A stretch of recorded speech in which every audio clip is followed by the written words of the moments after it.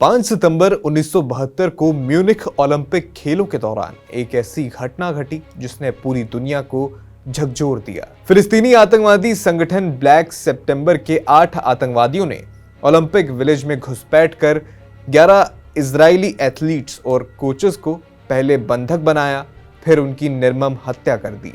इस नरसंहार के बाद राजनीतिक और खुफिया गलियारों में बदले का एक व्यापक अभियान शुरू हुआ, जिसे इतिहास में ऑपरेशन रेथ ऑफ गॉड यानी ईश्वर का क्रोध और ऑपरेशन बायोनेट के नाम से जाना जाता है। इस वीडियो में इन्हीं ऑपरेशंस की कहानी जानेंगे और ये भी जानेंगे कि कैसे इजराइल की खुफिया एजेंसी ने अपना नाम कमाया।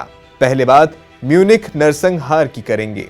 1972 के म्यूनिख ओलंपिक खेलों को शांति और एकता का प्रतीक माना जा रहा था, लेकिन फिलिस्तीनी लिबरेशन ऑर्गेनाइजेशन के आतंकवादी गुट ब्लैक सितंबर ने इस मंच को अपनी मांगे दुनिया के सामने लाने के लिए चुना।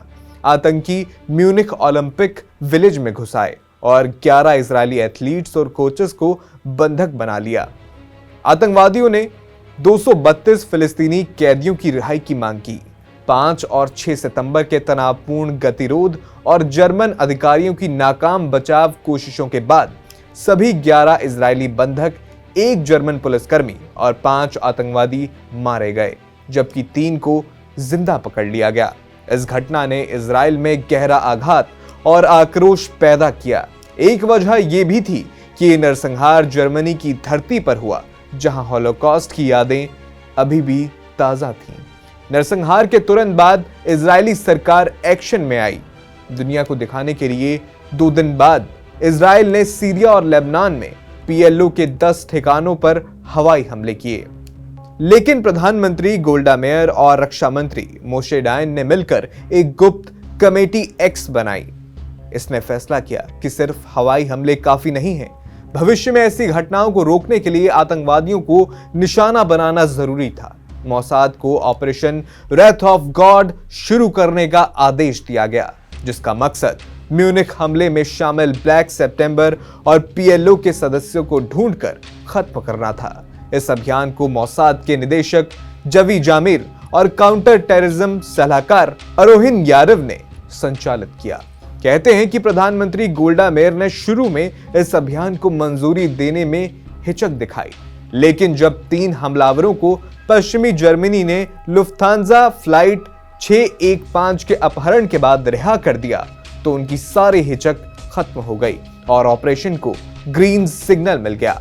ऑपरेशन रेथ ऑफ गॉड को मोसाद की विशेष इकाई किडॉन ने अंजाम दिया।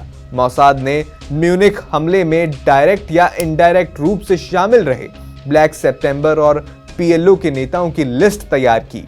इनमें हमले का मास्टरमाइंड अबू दाऊद भी शामिल था, हालांकि वो कभी पकड़ा नहीं गया।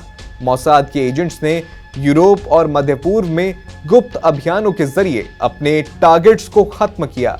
इनमें बम धमाके, गोलीबारी और यहां तक कि क्रॉस ड्रेसिंग जैसे अनोखे तरीके शामिल थे। एक मामले में तो बेरूत में ऑपरेशन में मोसाद एजेंट्स ने महिला बनकर आरोपी पर हमला किया।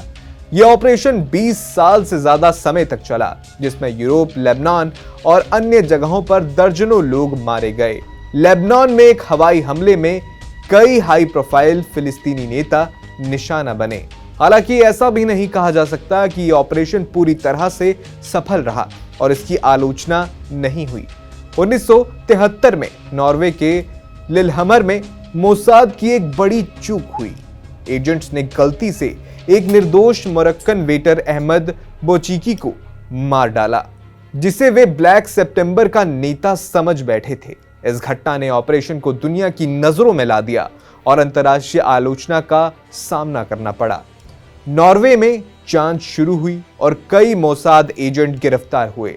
इस गलती ने ऑपरेशन की गोपनीयता को खतरे में डाल दिया, लेकिन मोसाद ने अपने अभियान को जारी रखा।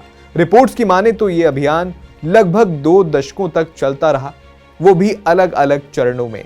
मोसाद ने इस अभियान के दौरान करीब 20 से 35 व्यक्तियों को निशाना बनाया और मारा। हालांकि इस अभियान की आलोचना भी हुई।